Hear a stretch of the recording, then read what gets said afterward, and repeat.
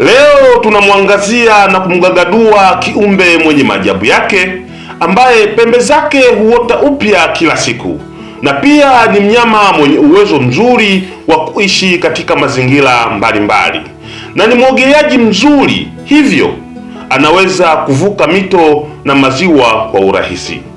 Huyu si mwingine bali ni sika dia, mnyama mwenye asili ya Asia.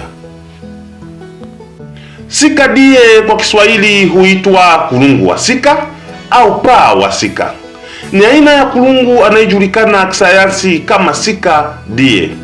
Cha kushangaza, madume huwa na pembe zinazoota upya kila mwaka, lakini majike hawana pembe.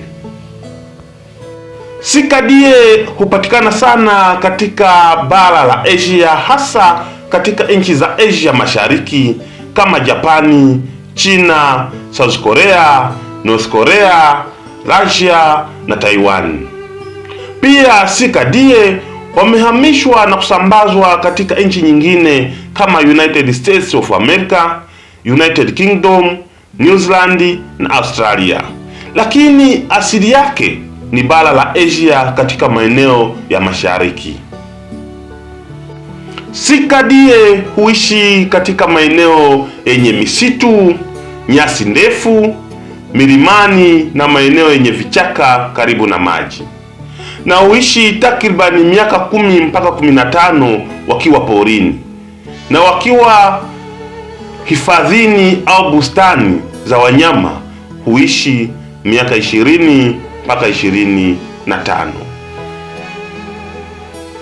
Sika die mara nyingi huzaa mtoto mmoja na ni mara chache sana kuzaa watoto wawili, na hubeba mimba kwa muda wa miezi 7 mpaka miezi 8, sawa na siku 220 mpaka siku 230 kabla ya kuzaa mtoto.